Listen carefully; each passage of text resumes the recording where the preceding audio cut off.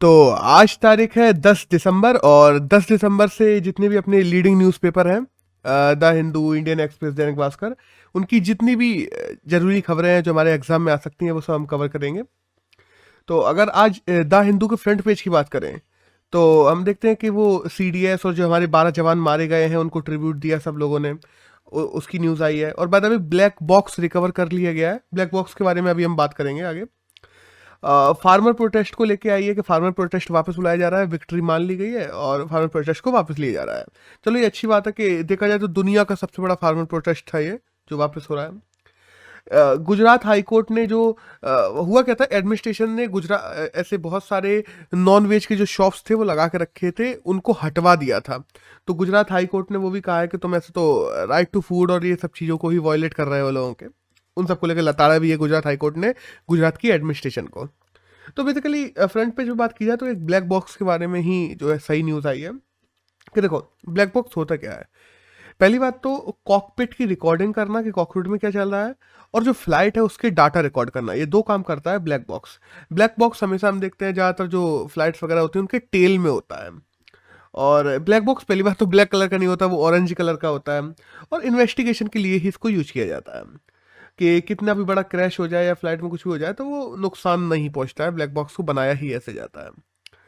David वेरेन थे जिन्होंने 1958 में इसको बनाया था। और हम बात करें ना कि स्पीड कितनी थी प्लेन की, अल्टीट्यूड कितना था, फ्यूल कितना उसमें बचा हुआ था, ओवरऑल जो प्लेन का डाटा है वो सब रिकॉर्ड करता है, अंदर की सारी बातें रिकॉर्ड करता है। उसके साथ साथ में ब्लैक बॉक्स बॉक्स में आजकल ऊपर से एक क्रैश सर्वाइविंग मेमोरी यूनिट और लगाई जाती है कि अगर ये टूट भी जाता है फिर भी उसमें वो जो डाटा है वो बचा रहे। और बस ये है कि बहुत से लोग कहते हैं ब्लैक बॉक्स के साथ साथ में वीडियो रिकॉर्डिंग भी होनी चाहिए। ये एक मान लो इसका बैकलैश है कि वीडियो रिकॉर्डिंग नहीं करता वो कॉकपिट की। बस दैट्स ऑल। एक नेक्स्ट न्यूज़ आई है पेज नंबर 5 पे। वो आई है अभी डक्स को लेके। देखो हुआ क्या ना, HSN1 इन्फ्लुएंजा वायरस होता है, बेसिकली इसको बर्ड फ्लू कहा जाता है अपन नॉर्मल लैंग्वेज में बोले। तो बर्ड फ्लू को लेके बहुत सारी अभी न्यूज़ आई थी, कहाँ से, केरल से। तो केरल की जो रैपिड रिस्पॉन्स टीम है उसने अभी 10,000 से ज़्यादा डक्स हैं जिनको मार दिया है, जिनकी मतलब एक कम्युनिटी मान लो डक्स की जिनमें जिनमें ये वायरस फैल रहा था। और अगर ये और फैल जाता तो फिर तो लाखों हजारों में बर्ड्स मरती। तो इसलिए ये 10,000 डक्स को मार दिया गया है। और अगर बात करें ना ये होता क्या है, तो एवियन इन्फ्लुएंजा होता है बेसिकली, और इसमें मॉर्टेलिटी बहुत ज़्यादा होती है। और डर ये भी रहता है कि अगर ये म्यूटेंट होकर इंसानों में आ गया, तो इंसानों में वैसे बहुत एक दो ही केस देखे गए हैं, लेकिन इसकी मॉर्टेलिटी इतनी ज़्यादा है तो कोई रिस्क नहीं लेता। और ये होता किस लिए है, अभी देखो माइग्रेटरी जो वर्ड्स हैं वो अभी आते हैं ऊपर से। हम देखते हैं मंगोलिया वगैरह से, कजाकिस्तान वगैरह से इंडिया में आते हैं। जो देखो सेंट्रल एशियन फ्लाईवे है तो इनके वर्ड्स एक से दूसरी जगह जाते रहते हैं, माइग्रेटरी वर्ड्स। तो मंगोलिया और कजाकिस्तान के वर्ड्स हमारे यहाँ आते हैं। तो उनमें ये वायरस पहले से था जो हमारे यहाँ के डक्स के एक ग्रुप में फैल गया था 10,000 के, तो उन सबको मार दिया गया है। और हम बात करें सेंट्रल एशियन फ्लाईवे में कितनी कंट्रीज आती हैं, तो तकरीबन 29 कंट्रीज आती हैं, जिनमें 370 से ज़्यादा स्पीसीज ऑफ बर्ड्स हैं जो एक से दूसरी जगह माइग्रेट होती हैं। That's all. एक नेक्स्ट न्यूज़ आई है भाई कर्नाटक से कि कर्नाटक शायद थर्ड ऐसा राज्य बन गया है जिसने ऑलमोस्ट अपने यहाँ के लोगों को फर्स्ट डोज लगा दिया है। तो तकरीबन 94.57% जो जनता है कर्नाटक की उसको फर्स्ट डोज लग गया है। एक नेक्स्ट न्यूज़ है जो पेज नंबर 9 पे आई है द हिंदू को। वो ईडी और सीबीआई के जो अभी जो हेड है उनके टेन्योर को बढ़ाने के बारे में हम लोगों ने देखा था कि अभी एक राजपत्र जारी कर दिया गया था। प्रेसिडेंट ने अपनी ऑर्डिनेंस की पावर को यूज करते हुए सीबीआई और ईडी के जो हेड है उनकी टेन्योर को बढ़ा दिया गया था। तो सीधी सी बात है, जब भी कोई राजपत्र जारी होता है या ऑर्डिनेंस जारी होता है तो 6 महीने में उसको संसद से पार्लियामेंट से भी पास करवाना होता है। तो अभी इसको पार्लियामेंट में रखा गया है, तो इसको लेके पार्लियामेंट में काफ़ी हंगामा चल रहा है कि बेसिकली इनका कहना ये है, अपोजिशन का कहना ये है कि जो ईडी चीफ है हम देखते हैं एस के जो मिश्रा हैं, उनका कहना यह है कि उनके द्वारा जो अपोजिशन के बारे में अपोजिशन को सप्रेस किया जा रहा है, ये सब किया जा रहा है, उसी को लेकर ये लोग टेन्योर बढ़ा रहे हैं और उनको बनाए रखने के लिए पोस्ट पे। That's all. अब हम बात करें ईडी और सीबीआई की, तो जो दिल्ली पुलिस इस्टेब्लिशमेंट एक्ट है 1946, उसके द्वारा हम देखते हैं 1963 में सीबीआई बनाई गई थी। और जो सेंट्रल विजिलेंस कमीशन एक्ट 2003 है उसके द्वारा ईडी बनाया गया था। हम देखते हैं 1956 से था, बाद में ईडी तो पहले से है, लेकिन बाद में इसको सेंट्रल विजिलेंस कमीशन एक्ट 2003 में डाल दिया गया था। और हम जानते हैं अगर इन लोगों के हेडों की चुनने की बात करें तो जो पीएम हो गए, अपोजिशन के लीडर हो गए, सीजीआई हो गए, ये तीनों मिलकर कमेटी बनाते हैं और फिर इनके लीडर को चुना जाता है। और ED basically financial investigation agency है और वहीं सीबीआई क्राइम ब्यूरो वगैरह चीजों को भी देखती है। एक नेक्स्ट न्यूज है जो पेज नंबर 10 पे आई है द हिंदू के, वह ये 2021 में ऐसे कौन से वर्ड्स हैं जो इंडिया में इंटरनेट पे सबसे ज्यादा सर्च किए गए। तो नंबर 1 पे इस बार वर्ड रहा है स्पोर्ट्स, नंबर 2 पे रहा है कोविड और नंबर 3 पे रहा है फार्मर प्रोटेस्ट। तो चलो अच्छी बात है कि जो सच में 3 चीजें जो हमारे देश में ज्यादा चली हैं उनके बारे में ही ज्यादा सर्च किया गया है, नहीं तो उससे पहले हम 2 साल पहले देखते तो 2019 के टाइम पे तो टिकटॉक वगैरह ये वर्ड थे हमारे टॉप पे। अच्छी बात है। एक नेक्स्ट न्यूज है वह ये अभी यूएस की डेमोक्रेसी समिट को लेके कि यूएस में जो डेमोक्रेसी समिट चल रही है पहली अपनी तरह की पहली समिट है ये, और ये कहा जा रहा है यूएस के द्वारा कि हर साल कराई जाएगी। 100 से ज्यादा कंट्रीज और सिविल सोसाइटी से जिसमें मतलब इसमें भाग लेने के लिए बुलाया गया है। पाकिस्तान ने आने से मना कर दिया है और हम देखते हैं कि $424 मिलियन यूएसए ने कहा है हम खर्च करेंगे अपने देश में डेमोक्रेसी को बनाए रखने के लिए। और बेसिकली ये पूरी डेमोक्रेसी समिट के 3 ही उद्देश्य हैं। एक तो कॉम्बैट करना है जो ऑथोरिटेरियनिज्म है उससे, दूसरा जो ऑथोरिटेरियन कंट्रीज है उनको कॉम्बैट करना है, दूसरा है कि जो करप्शन है उससे फाइट करना है, और तीसरा है ह्यूमन राइट्स को प्रमोट करना है हर देश में। तो दैट्स ऑल। एक नेक्स्ट न्यूज है वही है पेटीएम पेमेंट्स बैंक को लेके कि पेटीएम पेमेंट्स बैंक को एक अपग्रेड दे दिया गया है आरबीआई के द्वारा और अब ये शेड्यूल पेमेंट बैंक बन गई है। पेटीएम शेड्यूल पेमेंट बैंक हो गई है। तो बेसिकली ये मान लो जो आरबीआई की मॉनेटरी पॉलिसीज वगैरह रहती हैं वो उनका भी इंक्लूजन अब इसमें हो जाएगा। अब हम देखते हैं जो कैश रिजर्व रेशियोज वगैरह हैं वो जो पहले नहीं रखती थी अब ये रखेगी, और जो मॉनेटरी डिविडेंड्स वगैरह हैं उन सब चीज़ों को भी ये लोग लिया दिया करेंगे आरबीआई के साथ में। तो बस ये एक आध चीज़ें बदल जाती हैं। एक नेक्स्ट न्यूज़ है वही है वर्ल्ड गोल्ड काउंसिल की एक रिपोर्ट आई है, उसके द्वारा ये कहा गया है कि 2016 से लेकर 2020 के बीच में इंडिया अकेला ऐसा देश बना है जिसमें सबसे ज़्यादा गोल्ड को इम्पोर्ट करवाया गया है। अगर दुनिया के गोल्ड की बात करें ना तो 86% दुनिया का गोल्ड इंडिया ने ही इंपोर्ट करवाया है, जो तकरीबन 6500 टन है। और हम जानते हैं हम लोग यूएस वगैरह से भी करवाते हैं और ज़्यादातर तो यूएई से करवाते हैं जब भी गोल्ड की बात आती है। एक नेक्स्ट न्यूज़ है वह ये प्रधानमंत्री आवास योजना ग्रामीण को लेके। तो ये योजना हम देखते हैं 2014 में शुरू की गई थी, 2021 में इसकी एंडिंग थी, अब इसको 2024 तक बढ़ा दिया गया है। और इसमें अभी 3 करोड़ घर बनाने थे, उसमें से तकरीबन 1.65 करोड़ घर बन चुके हैं। और अभी ये कह दिया गया कि 3 करोड़ की जगह 15 करोड़ घर बनाएंगे गाँव में। और देखो पीएम आवास योजना जो ग्रामीण है वो कोई नई योजना नहीं है, ये बहुत पुरानी योजना है। हम देखते हैं कि राजीव गांधी के द्वारा 1985 में इसका नाम था पीएम इंदिरा आवास योजना, उस नाम से इसको शुरू किया गया था। और यही सब चलता है बेसिकली। इसमें अर्बन की बात कर लें तो अर्बन में 1.3 लाख रुपीस दिए जाते हैं घर को बनाने में 10 बाई 10 के, और गांव की बात कर लें तो 1.2 लाख रुपए दिए जाते हैं बेसिकली। 1.3 लाख अर्बन में और 1.2 लाख गांव में। एक नेक्स्ट न्यूज़ है वही है अभी आरबीआई की जो मॉनेटरी कमेटी की मीटिंग हुई है उसको लेके। तो आरबीआई ने अपनी मॉनेटरी पॉलिसी में ज़्यादा चेंजेस ना करते हुए जो अपनी रेट्स वगैरह है, जैसे रेपो रेट है 4%, रिवर्स रेपो रेट है 3.25%, तो उनको वैसा ही रखा है। रेपो रेट बेसिकली वो होती है जिसपे लोन देती है, जिसपे मतलब जिस रेट पर बैंक उधार लेती है किसी आरबीआई से, और रिवर्स रेपो रेट वो होती है जिसपे आरबीआई लोन देती है बैंकों से। सिंपल सी बात है। और हर 6 महीने में हम जानते हैं वो मॉनेटरी पॉलिसी कमेटी की बैठक होती है और मॉनेटरी पॉलिसी रिपोर्ट हर 6 महीने में जारी होती है। हाँ, बैठक पे डिपेंड करता है, वो तो आरबीआई गवर्नर हर 2 महीने में भी बुला सकते हैं। और हेड चेयर की जाए कि मॉनेटरी पॉलिसी कमेटी की मीटिंग को चेयर कौन करता है, तो आरबीआई के गवर्नर ही करते हैं। एक नेक्स्ट न्यूज है वही है कस्तूरी रंजन रिपोर्ट को लेके। देखो न्यूज तो ये है कि कर्नाटक के सीएम ने साफ कह दिया है कि जो कस्तूरी रंजन रिपोर्ट है वो गलत तरीके से बनाई गई है और कस्तूरी रंजन रिपोर्ट को हम लोग कर्नाटक में इंप्लीमेंट नहीं कर सकते। तो अब कस्तूरी रंजन रिपोर्ट क्या है, यहाँ पे ये मुद्दा आता है। तो देखो है क्या ना, हमारे जो वेस्टर्न घाट्स हैं वो हम देखते हैं बायोडाइवर्सिटी के हॉटस्पॉट है और तकरीबन 6 राज्यों में फैले हुए हैं। ऊपर हम गुजरात से शुरू करते हैं नीचे तमिलनाडु तक। तो अभी कस्तूरी रंजन रिपोर्ट आई थी, इसमें ये कहा गया था कि इसमें तक ये खत्म ना हो, ये बर्बाद ना हो, बायोडाइवर्सिटी जो हॉटस्पॉट है ये बने रहे, इसके लिए तकरीबन 37% एरिया जो वेस्टर्न घाट का है उसे हमें इको सेंसिटिव जोन में बदलना पड़ेगा, जो तकरीबन 6000 किलोमीटर स्क्वायर का एरिया हो जाता है। और इसमें सबसे ज्यादा एरिया किसका आता है, तो तकरीबन 20,668 किलोमीटर का एरिया आता है केवल कर्नाटक का। टोटल 60,000 है, 60,000 में से तकरीबन 20,000 किलोमीटर स्क्वायर का एरिया केवल कर्नाटक का आता है। और जैसे ही किसी भी जगह को हम लोग इकोसिस्टम सेंसिटिव जोन जोन घोषित करते हैं, इको सेंसिटिव जोन, तो हम देखते हैं वहाँ पे माइनिंग या इकोनॉमिकल एक्टिविटीज़ को रोकना पड़ जाता है। तो वहाँ पे इंफ्रा डेवलप नहीं कर सकते, वहाँ के जो पेड़ वगैरह है उनको काट नहीं सकते बिना परमिशन के, केंद्र वगैरह के। तो बहुत सारे रिस्ट्रिक्शंस लग जाते हैं, ऊपर से प्रिजर्व करना पड़ता है उन एरिया को।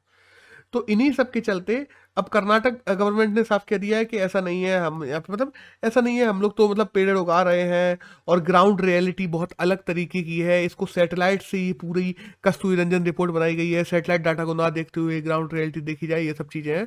तो उसको लेकर कर्नाटक गवर्नमेंट ने अपने यहाँ हाई कोर्ट में अपील भी कर दी है। अब देखते हैं क्या निकल के आता है। एक नेक्स्ट न्यूज़ है जो आई है रूपेश गोयल को लेके। बेसिकली वो आईआईटी कानपुर के एक साइंटिस्ट हैं, तो उनको एक यंग जियो स्पेशलिस्ट अवार्ड मिला है रूपेश गोयल को आईआईटी कानपुर की तरफ से। बस दैट्स ऑल। एक नेक्स्ट न्यूज़ है वो आई है ई सवारी इंडिया ई बस क्वाइलेशन स्कीम को लेके। अब ये स्कीम क्या है, ये स्कीम नीति आयोग के द्वारा शुरू की गई है। नीति आयोग हमारे थिंक टैंक है, हम जानते हैं, और सीईएसएल के साथ में पार्टनरशिप भी की गई है सरकार के द्वारा इसमें। तो इसमें किया गया जाएगा, सीधी सी बात है कि हम लोगों के यहाँ ई बसेस वगैरह को बढ़ावा दिया जाएगा हर राज्य में, और जो ई व्हीकल्स हैं उनको प्रमोट किया जाएगा। उसी के लिए ये बनाई पूरी स्कीम चालू होगी कि रोडवेज की जितनी भी बस चलती हैं या केंद्र सरकार की जो भी बसें चलती हैं उनको ई बसेस में चेंज किया जाए। एक नेक्स्ट न्यूज़ है वो आई है कजवेली वेटलैंड को लेके। अब ये है क्या, बेसिकली देखो हम देखते हैं कि कजवेली वेटलैंड 16th बर्ड सेंचुरी बन गई है, कहाँ की, तमिलनाडु की। और बर्ड सेंचुरी बेसिकली किस लिए बना दिया, क्योंकि वहाँ पे माइग्रेटरी बर्ड्स वगैरह बहुत ज़्यादा आते हैं, और पिछले साल कजवेली लैंड में हम लोग देखते हैं काफ़ी लोग मर भी गए थे, काफ़ी बर्ड्स वगैरह मारी गई थी। तो इन्हीं को लेके अब इसको बर्ड सेंचुरी बना दिया है तमिलनाडु ने, तो अब वहाँ पे और अच्छे से प्रिजर्व किया जा सकेगा बर्ड्स को। और अगर हम लोग बात करें ना साउथ इंडिया की, तो सेकंड सबसे बड़ी ब्रैकिश लेक है अगर हम लोग कजवेली की बात करते हैं, और सबसे बड़ी अगर साउथ की बात करें नंबर 1 पे, तो वो तो पुलिकट है। एक नेक्स्ट न्यूज़ है वो आई है जो मिडवे बैटल है उसको लेकर। अब ये क्या है, द मिडवे बैटल करके एक बुक है जो कि हम देखते हैं गौतम चिंतामणि के द्वारा लिखी गई है। और बस ये न्यूज़ में क्यों इतनी आ गई है, क्योंकि इसका विमोचन यानी कि इसको जो मतलब खोला है एक तरीके से, जिसने इनॉग्रेट किया है इसके पूरे फंक्शन को, तो वो हमारे जो उपराष्ट्रपति हैं वेंकैया नायडू, उनके द्वारा किया गया है। तो इसलिए ये हमारे एग्जाम के लिए जरूरी हो जाती है। अब यहाँ से आज की न्यूज़ तो खत्म होती है, अब यहाँ से आज के एडिटोरियल शुरू होते हैं।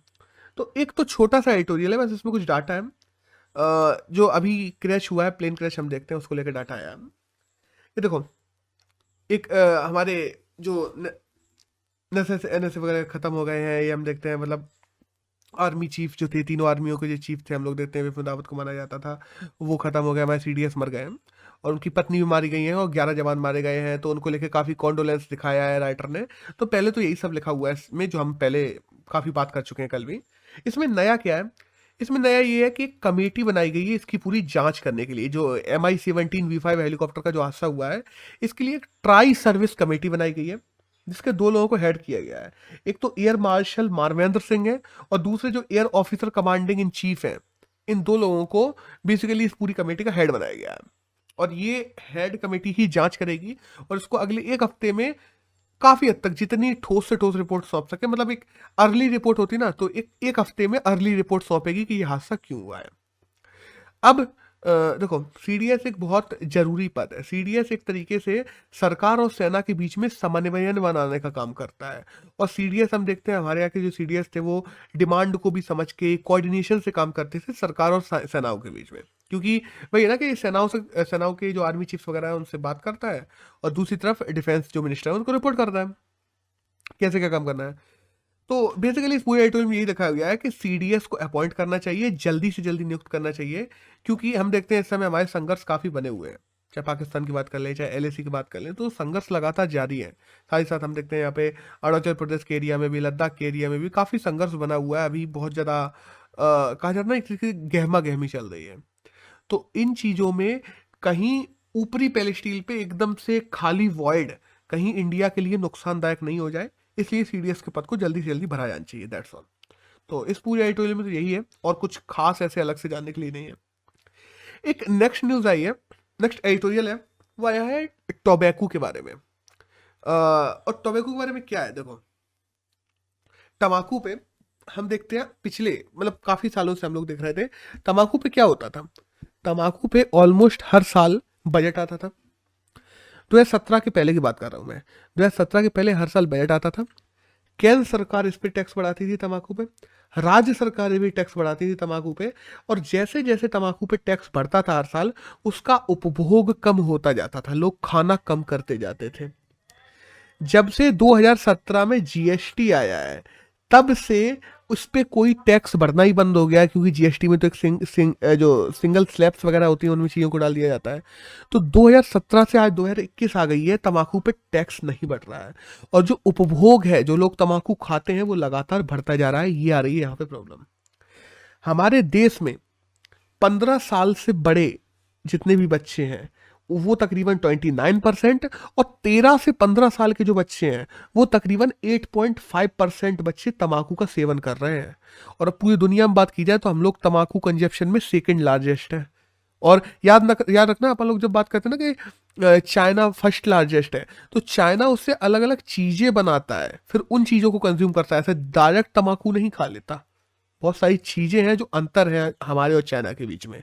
और तम्बाकू से क्या क्या नुकसान होता है, कैंसर हो गया, लंग डिसीज हो गई, कार्डियोवास्कुलर डिसीज हो गई, डायबिटीज़ हो गया, मतलब बहुत सारी चीज़ें। ये तो हम जानते ही हैं कि तम्बाकू से क्या क्या होता है, और मुकेश वाला एडवर्टाइजमेंट तो सब नहीं देखा होगा। अब देखो, इसके साथ साथ में यही नहीं है कि केवल ऐसा बर्डन पड़ता है, इकोनॉमिकल बर्डन भी पड़ता है, क्योंकि जब ये लोग तंबाकू से खा खा के नुकसान होता है इन लोगों को, ये लोग बीमार पड़ते हैं, सरकार को हर साल, अगर हम लोग बात करें ना कि जो हेल्थ के लिए बजट जाता है, अगर हेल्थ बजट की बात करें तो उसमें डायरेक्टली और इनडायरेक्टली तकरीबन 1.7 लाख करोड़ जो सब्सिडी रेट पे लोगों का इलाज करना पड़ता है, तो उस इलाज में तकरीबन 1.7 लाख करोड़ रुपए लग जाते हैं। और अगर हम बात करें ना, इतना तो जीएसटी से वापस भी नहीं आता जितने इन लोगों के इलाज में लग जाते हैं। तो हम ये देख, और अभी हाँ, बाय द वे, जो सीपीआई इंडेक्स अगर हम लोगों ने देखा होगा, पिछले साल के बजट में भी आया था कि कौन सी किस चीज़ पे कितना जो है ना कि हमारा टोटल इंडिया में जो जीडीपी है वो किस में कितना ज़्यादा खर्च हो रहा है, तो उसमें 2 से 3% केवल और केवल टबैकू के लिए ही खर्च हो रहा है, उसके लिए विज्ञापन चलाने में, अवेयरनेस चलाने में, और टबैकू के लिए जो लोग बीमार पड़ रहे हैं उनको सब्सिडाइज करने में, इन्हीं सब में। तो सोचो अपनी जेब का 3% केवल और केवल टबैकू ऐसी फालतू चीज़ों में ज़्यादा जा रहा है, टॉक्सिक एलिमेंट्स में बेसिकली बोला जाए तो। और जितना खर्च होता है उतना जीएसटी आ नहीं रहा है, तो हम देखते हैं ये हमारे लिए नुकसान की इंडस्ट्री बनती जा रही है, क्यों, और टैक्स हम लोग बढ़ा नहीं रहे हैं। आज बीड़ी पर हम लोग बात करें ना तो तकरीबन 22% टैक्स लगता है, सिगरेट पे 53% लगता है, और जो स्मोकलेस टबैको प्रोडक्ट होते हैं उन पे 64% लगता है। और यही अगर हम लोग बात करें ना डब्ल्यूएचओ की, तो डब्ल्यूएचओ ने साफ कह के रखा है कि 75% टैक्स होना चाहिए कम से कम, किसी भी प्रकार का अगर कोई टॉक्सिक एलिमेंट है या टोबैको से रिलेटेड एलिमेंट है, तो 75 तो डब्ल्यूएचओ ने ही कह के रखा है, हम फिर भी टैक्स इंडिया में हम कम करके रखे हैं। अब देखो, बीड़ी पे 22% इतना कम क्यों है, वो चलो समझ में आता है कि तेंदुपत्ता जो उत्पादक किसान वगैरह है उनको ज़्यादा फायदा पहुंचे, इन सब चीज़ों को भी हम लोग देखते हैं, लेकिन फिर भी हमें ये समझना चाहिए कि इससे इतना फायदा नहीं हो रहा है जितना नुकसान हो रहा है सरकार को। ये सरकार को लगातार ड्यूटीज बढ़ाने की जरूरत है। 2017 से पहले जैसे एक्साइज ड्यूटी बढ़ा रही थी केंद्र, वैट टैक्स राज्य बढ़ा रहा था, तो ये लगातार बढ़ते रहने की जरूरत है। अब देखो, हम लोग 2017 से अगर 2021 तक की बात करें ना, केवल एक टैक्स है एनसीसीडी जो 5% बढ़ाया गया था, हम लोग देखते हैं 2021 में इसी साल बढ़ाया गया है। उसके अलावा पिछले 4 साल में 1 रुपये टैक्स नहीं बढ़ाया गया है। और तकरीबन आज की अगर बात करें ना कितना टैक्स कलेक्शन होता है टबैको प्रोडक्ट की जो कंपनियां उनसे, तो तकरीबन 53,750 करोड़ का टैक्स कलेक्शन होता है। और ऊपर हम लोगों ने देखा कि 1.7 लाख करोड़ हम लोग उनसे पैदा हुई डिसीजेस को, उनसे बीमार हुए लोगों को सब्सिडाइज करने में लगा जाते हैं। तो इसमें नुकसान हो रहा है सरकार को। अब और एट द एंड फायदा किसका ज्यादा हो रहा है, तम्बाकू उद्योग ज्यादा पैसा कमा रहे हैं, क्योंकि उनके लिए टैक्सेशन बढ़ नहीं रहा है, तो वो लोग और ज्यादा पैसा कमा रहे हैं। हम लोग ग्लोबल एडल्ट टबैको सर्वे की बात करें जो, तो उसमें भी आया था कि 2010 से 2017 के बीच में तकरीबन इंडिया में 17% जो टबैको खाने वाले लोग थे उनमें कमी आई थी। और अभी अगर बात करें 2017 के बाद, तो ये इवेंचुअली हमें धीरे धीरे बढ़ता हुआ दिखाई देता है कि लोग ज़्यादा खाने लगे हैं। 2017 में हम लोगों ने जो हेल्थ पॉलिसी भी बनाई थी बाय द वे, उसमें भी हम लोगों ने टारगेट लिया था कि 2025 तक हम लोग तकरीबन इंडिया में जो लोग टबैको खाते हैं वो 30% लोगों को कम करेंगे। और अगर ऐसी स्थिति बनी रही तो कम तो नहीं होने, बढ़ और जाने हैं। अब इस समय करने की क्या जरूरत है? करने की जरूरत है, हमें जीएसटी को बढ़ाना होगा। जीएसटी, चल जीएसटी स्लैब्स को तुम नहीं बढ़ा सकते, अलग अलग रोज रोज तो नहीं बदल सकते, जीएसटी है ही, इसलिए तुम्हें एक्स्ट्रा टैक्सेस को इम्पोज करना चाहिए टबैको के ऊपर। जोड़ना जरूरी है आज, अल्टरनेटिव रोजगार ढूंढने जरूरी है, क्योंकि देखो होता क्या ना, जब भी तुम टबैको कंपनी से लड़ने जाते हो तो ये लोग मजदूरों को और किसानों को तुम्हारे आगे कर देती हैं, क्योंकि टबैको पूरी इंडस्ट्री से बहुत सारे लोग जुड़े हुए हैं, मजदूर जुड़े हुए हैं, किसान जुड़े हुए हैं। तो जैसे ही तुम इन पे क्रैकडाउन करने जाओगे, ये मजदूर किसानों को आगे कर देंगे और प्रोटेस्ट को पीछे से फाइनेंशियल सहायता देने लगेंगी, और सरकार को एट दी एंड मजदूर किसानों के सामने और ज़्यादा झुकना ही पड़ता है, लिबरल बनना पड़ता है, सीधी बात है। तो ये जो प्रॉक्सी प्रोटेस्ट करवाते हैं जो ब्रांडिंग कंपनीज हैं, उनको कम करने के लिए हमें जो अल्टरनेटिव रोजगार है उनसे लोगों को जोड़ना पड़ेगा, अवेयरनेस फैलानी पड़ेगी लोगों के बीच में कि लोग नहीं खाएं। अब देखो अब जो अल्टरनेट की बात कर रहे हैं, ये कैसे जोड़ना पड़ेगा ये भी सुनो। जैसे हम लोग आंध्र प्रदेश और तेलंगाना की बात ले लें। आंध्र प्रदेश और तेलंगाना में हम लोग देखते हैं गुंटूर है, कुकनूर है, रालसिमदा है, यहाँ पे हम लोग देखते हैं लोग क्या करते थे, चावल की खेती करते थे। और अभी आंध्र प्रदेश और तेलंगाना की सरकार क्या कर रही है, लोगों के घर जा जाके बता रही है कि सरकार चावल अब खरीदना बंद करने वाली है, सरकार चावल धीरे धीरे इवेंचुअली कम करेगी, तुम्हें एमएसपी नहीं मिल पाएगा, अपनी फसलों को बदलो, उनमें डाइवर्सिटी लाओ, सरकार उनको भी खरीदेगी, ऐसी टेंशन मत लो। सरकार घर घर जाके जब इन चीजों के लिए, और वहां पे हम लोग देखते हैं गुंटूर को, जो ककनूर हुआ, रालसिंदा हुआ, आंध्र प्रदेश, तेलंगाना, इन सब में बदलाव आए हैं। तो जब किसानों को घर घर जाके समझा के उनकी फसलों में ऐसे इवेंचुअली बदलाव लाए जा सकते हैं, तो वो बदलाव हम लोग तेंदुपत्ता के लिए भी ला सकते हैं। तेंदुपत्ता से बीड़ी बनती है बाय द वे, तो जो तेंदुपत्ता उत्पादक हैं उन किसानों को भी जाके समझाया जा सकता है कि ऐसा मत करो। और ये कैसे किया जाएगा, ये तो सरकारों पर डिपेंड करेगा। और इवेंचुअली हमें टैक्सेस को फिर से बढ़ाना शुरू करने की जरूरत है, जो 2017 तक बढ़ते थे। तो दैट्स ऑल। अगर आज की बात करें तो 10 दिसंबर के करंट में यही था जो हमारे एग्जाम में जानने के लिए जरूरी था। That's all.